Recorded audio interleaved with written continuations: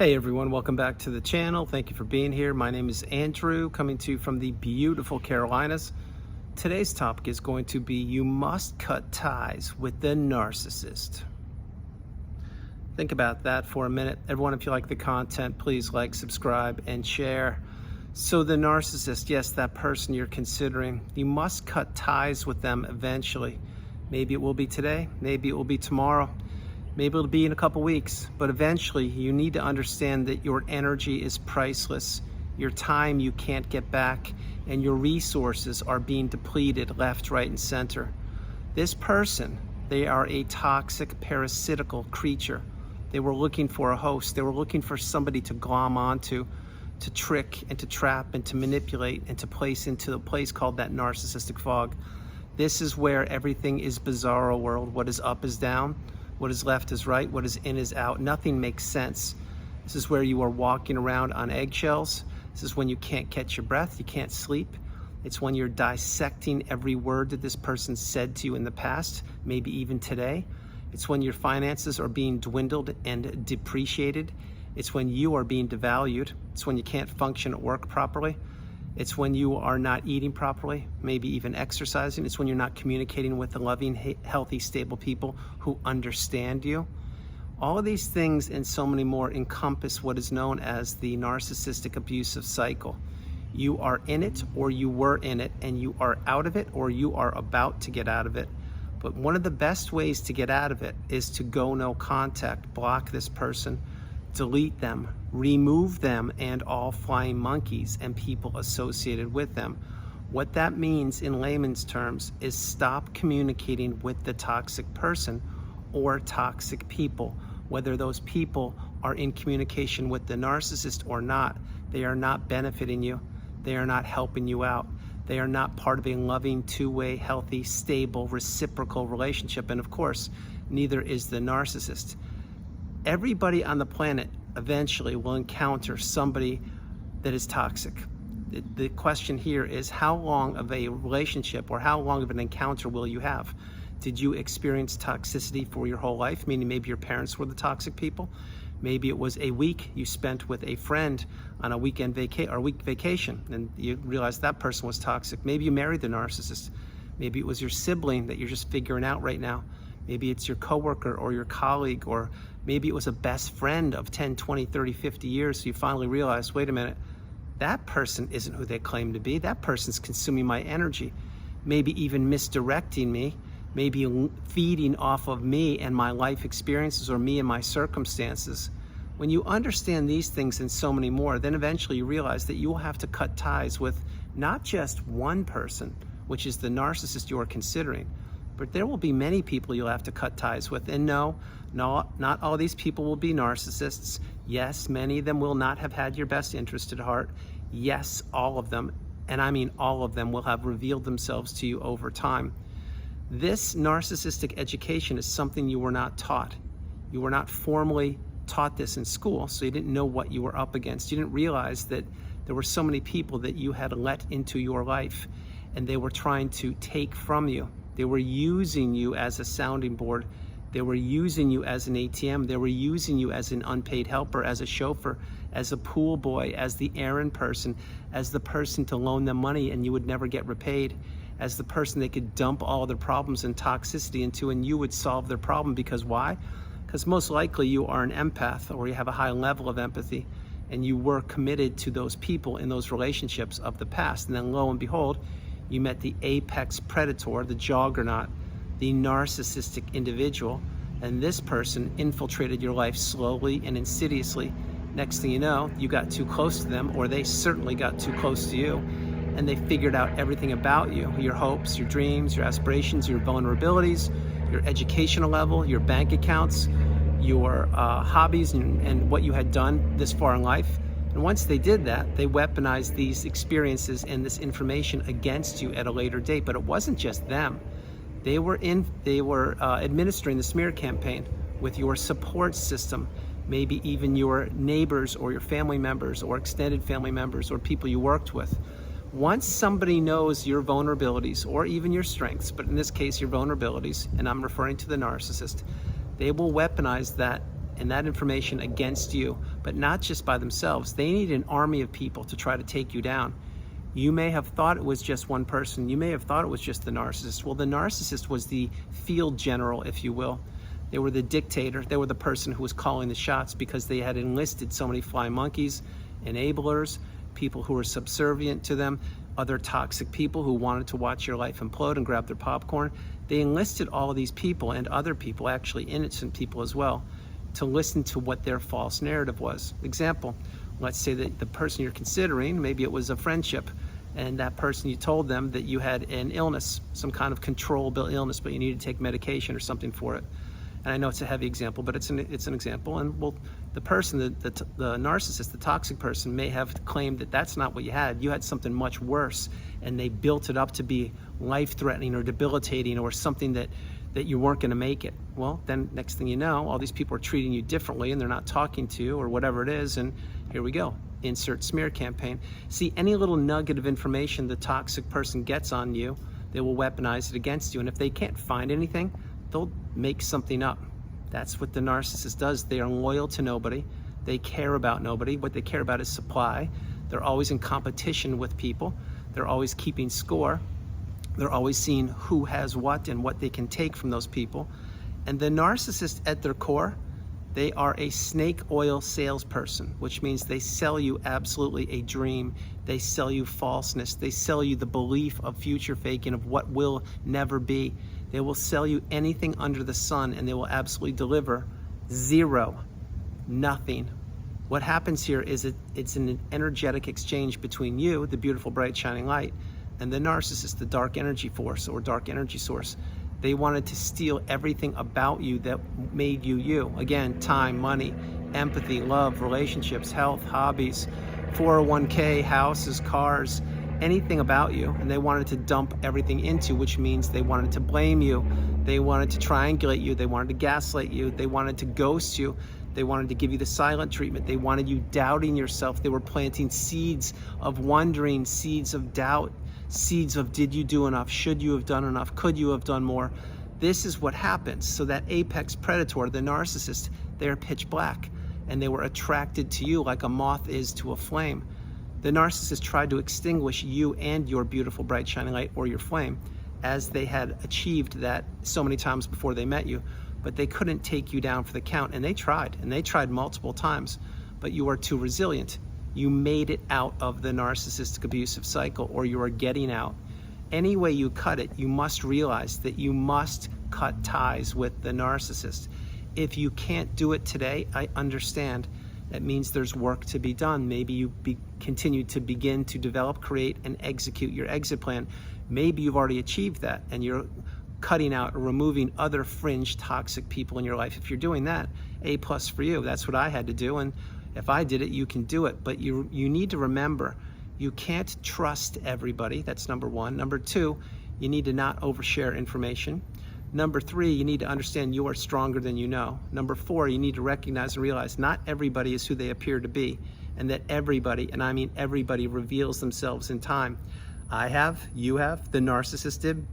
So many other people in your life have revealed themselves. And when I say reveal yourself, what I mean is when you need help, or you need someone to talk to, or you need a ride to the airport, or you need someone to loan you $100, or you need someone to grab lunch with you or just listen to, and all these people who claimed they loved you or cared about you, they're nowhere to be found. Well, they just revealed to you who they are. It means it was all smoke and mirrors. No, not that everyone is the narcissist, but if they couldn't take 20 minutes out of their busy schedule, out of their 1,440 minutes in every day that you have and I have and they have, if they couldn't take 20 minutes out of that, which is less than 1% of that, and talk to you, well, then there's a real concern there. There's a real issue, which means they're not who they claimed to be. Anybody, and I mean anybody, can say, oh yeah, we'll catch up next week, or well, we should do that next summer, or yeah, that sounds great. And do they mean it? Many times they don't. Sometimes they do. Point being is, do those things ever come to fruition? Probably not. That is just lip service, and the narcissist is a pro at that.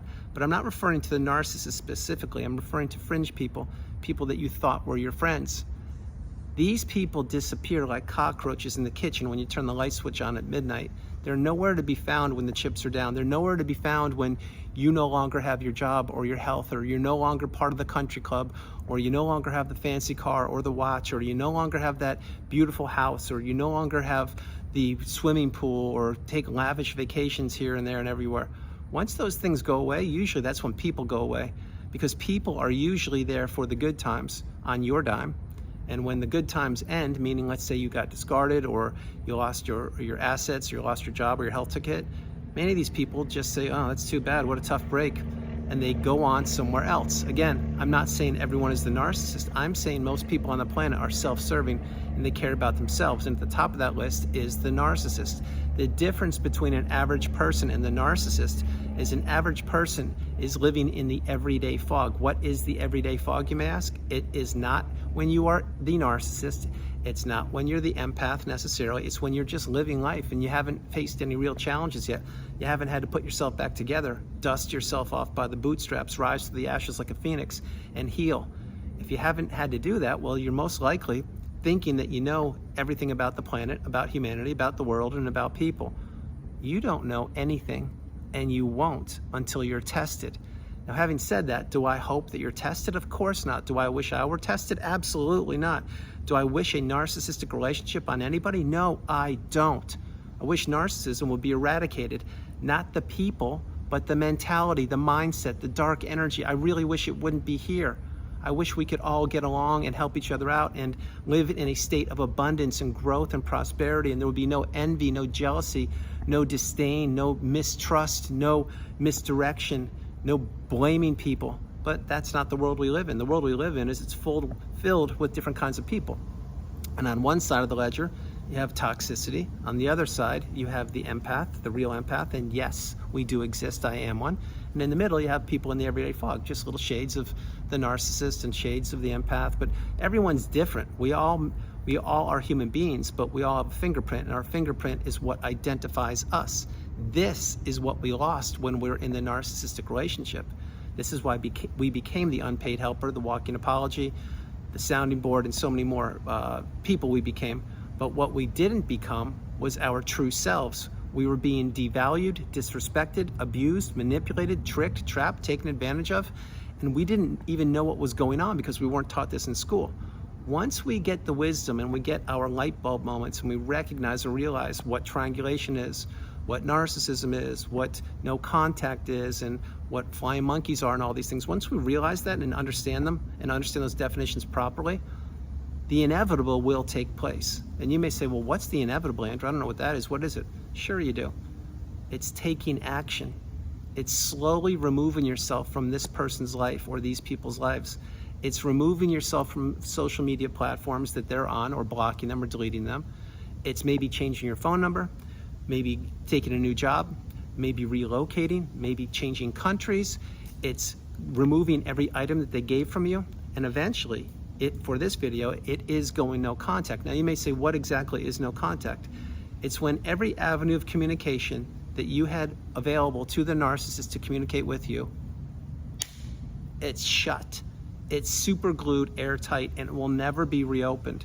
This includes email, texting, phone calls, your P.O. box.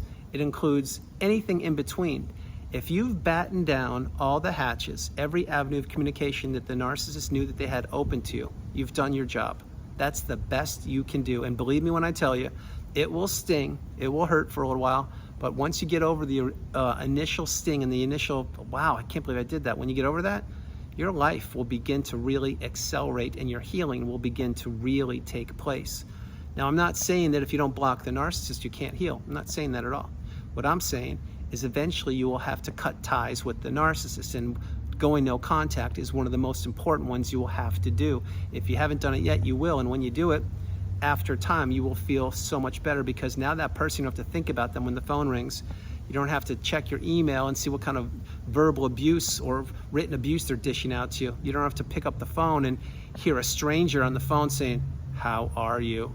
Missing you, thinking of you." You don't have to do any of that.